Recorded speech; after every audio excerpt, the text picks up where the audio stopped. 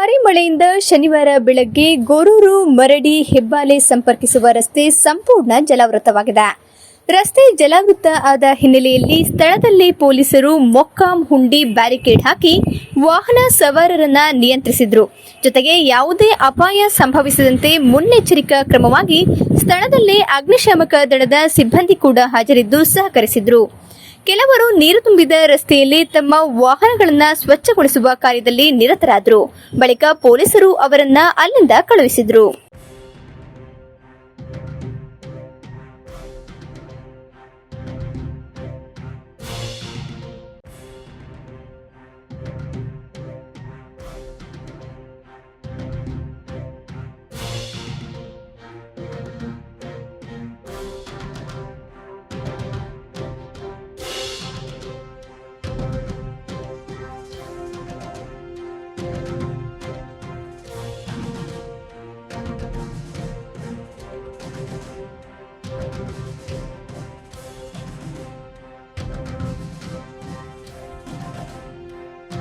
ಸ್ಥಳೀಯ ಹಾಗೂ ನಿಖರ ಸುದ್ದಿಗಾಗಿ ಸಬ್ಸ್ಕ್ರೈಬ್ ಆಗಿ ಬೇಮಾ ವಿಜಯ ಡಿಜಿಟಲ್ ಯೂಟ್ಯೂಬ್ ಚಾನೆಲ್ ಹಾಗೂ ಪಕ್ಕದಲ್ಲಿ ಕಾಣುವ ಬೆಲ್ ಐಕಾನ್ ಕ್ಲಿಕ್ ಮಾಡಿ ಕ್ಷಣ ಕ್ಷಣದ ಅಪ್ಡೇಟ್ಗಳನ್ನು ಪಡೆದುಕೊಳ್ಳಿ.